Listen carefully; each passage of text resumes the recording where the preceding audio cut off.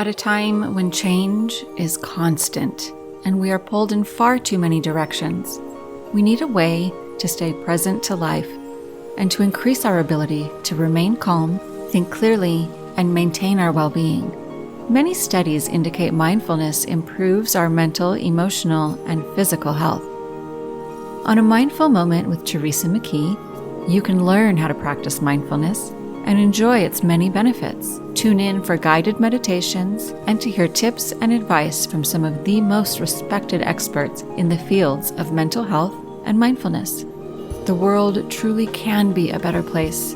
It all starts with a mindful moment.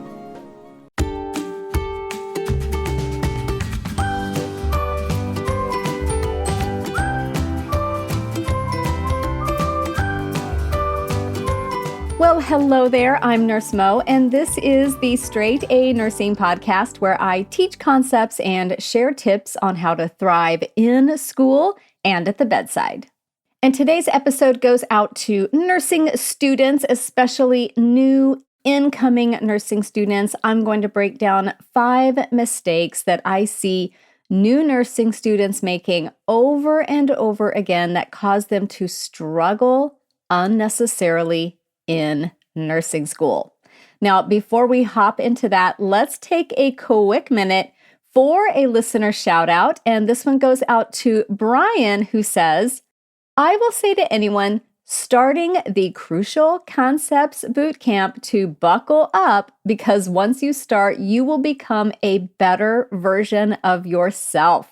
The lessons are full of excellent tips, and the genuine nature Nurse Mo teaches the course will show you that you can do it and flourish at it. I highly recommend it and hope you find the same confidence that I have. I'll see you out there, soon to be super nurses. Thank you, Brian, for taking the time to submit your experience with Crucial Concepts Bootcamp, which, if you're listening and don't know what that is, it is my nursing school prep course, which I will link in the episode notes.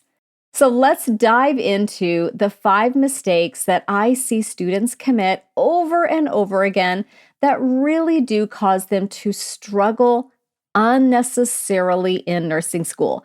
Now, I'm not saying that nursing school will become instantly easy if you avoid these 5 mistakes. Of course not. Nursing school is very intense and it is very challenging, and there will be a lot of things that are difficult for a student.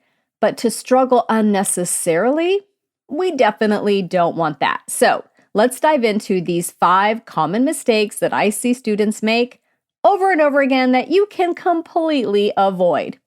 So mistake number 1 is thinking that nursing school will more or less be like your other college classes. So I cannot tell you how many times I've talked with students who maybe they were really great at their prereqs or didn't take them super seriously and just thought, oh, it's fine, I'm going to be fine. And nursing school is just going to be more of the same. Absolutely not more of the same. It's not going to be the same as microbiology or anatomy and physiology or chemistry. And maybe students don't necessarily think nursing school is going to be as easy as those. Not that those classes were easy at all, but as I guess on the same difficulty level as those, they might think, oh yeah, nursing school, I hear how hard it is. It's going to be harder than these, but I was fine in those classes. So maybe I'll amp it up a little bit for nursing school, but here's the mistake there. You're going to have to amp it up a lot more for nursing school. It is vastly more challenging than taking a microbiology class or a chemistry class or a physiology class. And that's simply because the volume of material is absolutely huge. I'm not saying that the content in nursing school is more difficult or more challenging to understand than maybe what you learned in chemistry or in microbiology, but that volume of material really puts it over the top, and the intensity of the schedule. So what this means is you have to be able to grasp concepts very quickly and study extremely efficiently in order to stay on top of everything that you need to do. And if you're relying on old study habits or not preparing well because you think, oh, it's going to be more or less like microbiology and physiology, what this leads to is a very, very real risk of falling behind. And I don't want you to fall behind, and I don't want you to struggle unnecessarily in nursing school. So that's one key difference, the sheer volume of the material and that intense schedule. Definitely different than your other college classes. The other really big difference that throws a lot of new students for a loop are the exams. Now, nursing school exams are written in the same format as the NCLEX, which is the licensing exam. And students are often very surprised by their complexity. So think back to like your microbiology tests or your chemistry tests and all of that. So nursing school exam questions are different. They are going to put you into a clinical scenario where you are the nurse and you must make the very best decision for your patient in that moment.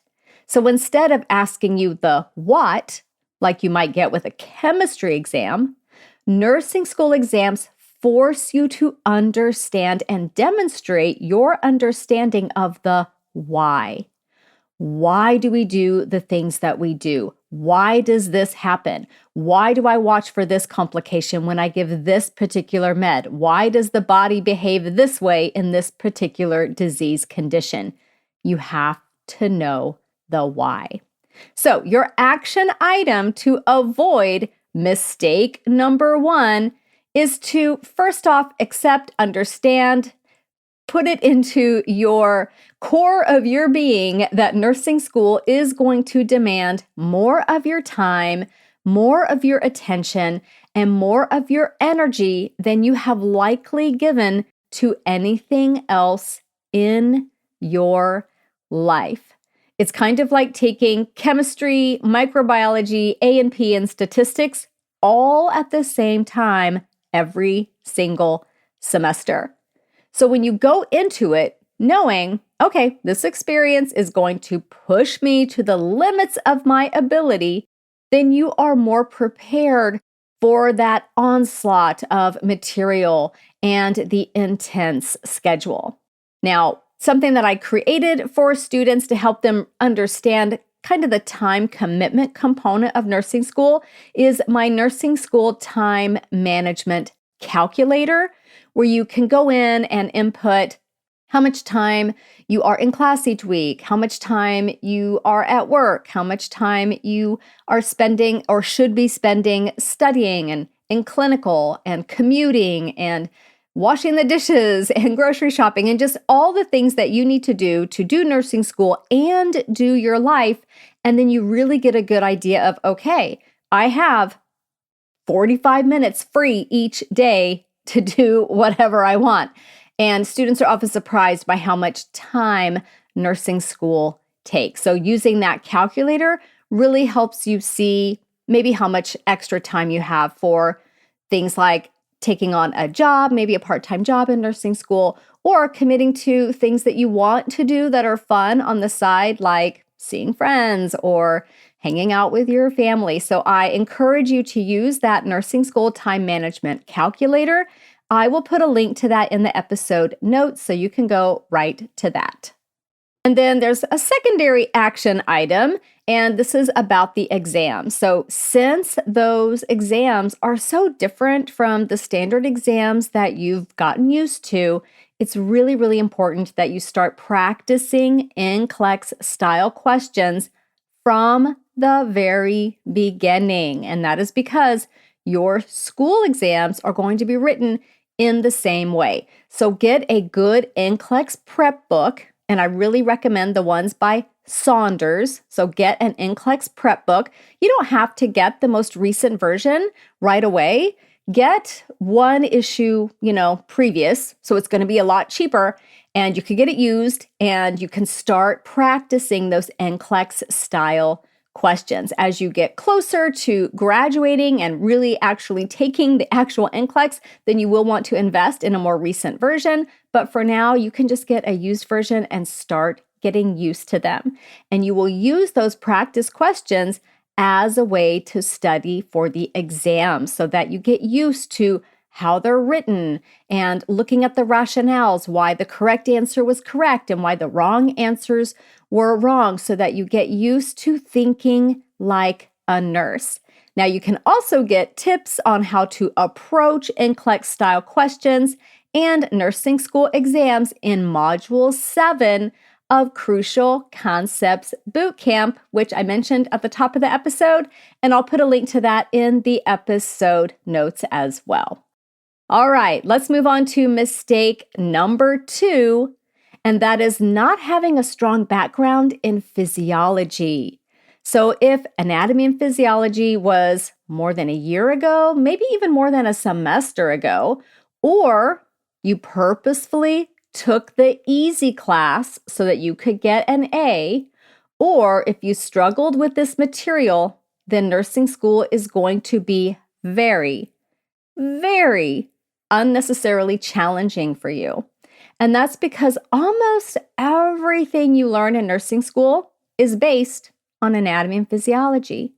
So having a strong background in physiology really helps you understand that why that I mentioned before, why a patient has specific signs and symptoms, why we look at certain lab results for whatever disease condition the patient has, why we intervene in the way that we do, why medications are utilized, and why we watch for particular complications. It's basically the foundation of your nursing practice. So if you don't have a solid grasp of physiology and don't know the why, then you will have a very difficult time connecting concepts and understanding even the most basic disease conditions. And I don't want that for you. So what is your action item here? Your action item here is to brush up on physiology before nursing school starts, and then do another review between semesters. Now, to make this very easy for you, I have created a list of the concepts I recommend that you review in my free new nursing student checklist. So that is called the new nursing student checklist. I will put a link to that in the episode notes. And if you'd like even more help with this, I do provide an overview of the most common physiological concepts I use as a nurse every single day inside my program, Crucial Concepts Bootcamp. So that's 2 resources for you to help you develop that strong background in physiology: the new nursing student checklist and Crucial Concepts Bootcamp. Before we move on to mistake number 3, let's take a quick break and then we'll come back and we'll continue our common mistakes.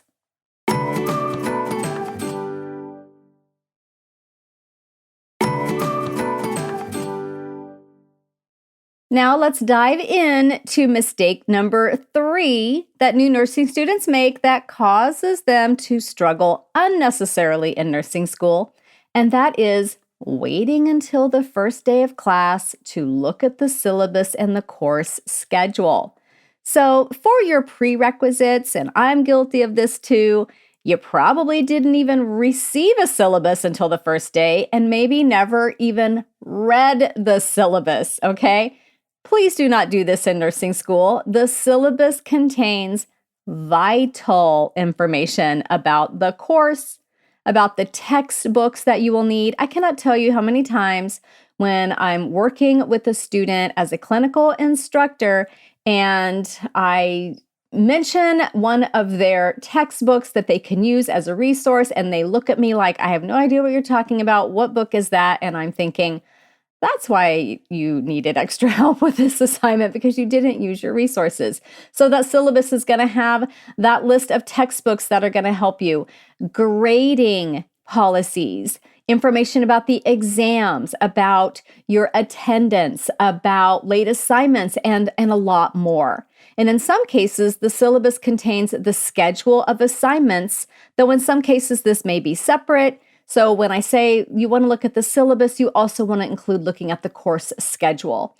You definitely want to make sure that you are looking at the course schedule because I promise you will have things due very early in the first week of your program, if not the first day of your program. And if you miss an assignment or fail to meet a course deadline of some kind, telling your instructor that you didn't know about it is 100% not going to fly because it's in the syllabus or in that course schedule.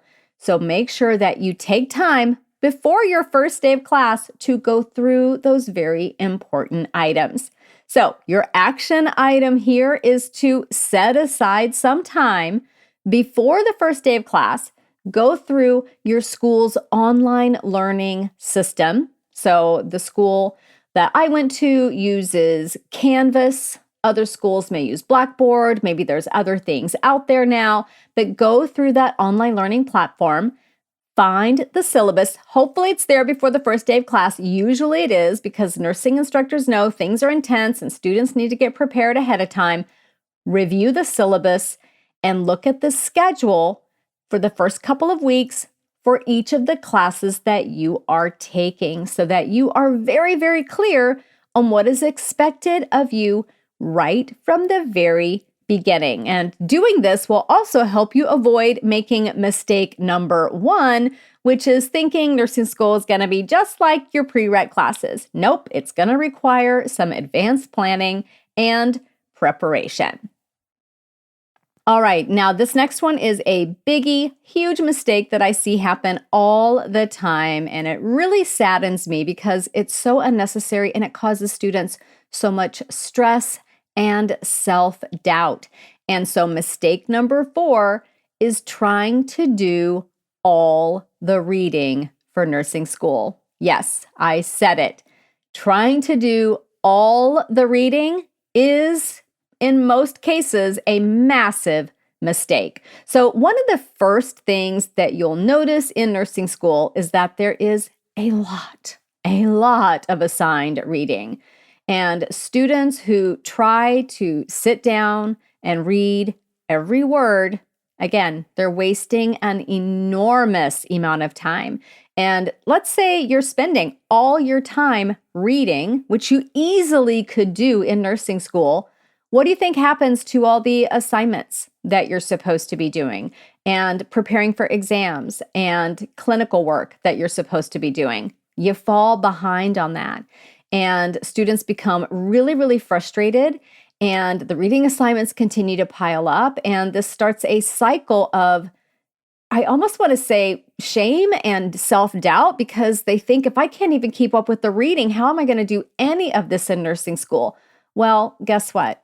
You can't keep up with all the reading. Unless you are a speed reader, then you're not getting through all the reading because it's enormous. It's just absolutely, it's mind-boggling how much reading there is. So instructors will assign full-on chapters. Read chapters 1 through 10 this week. And that is not even an exaggeration. You're going to have an exam on chapters 1 through 10 on Monday. So students think, oh my gosh, I have to read 10 chapters this week and, assimilate all that information. And that's just one class.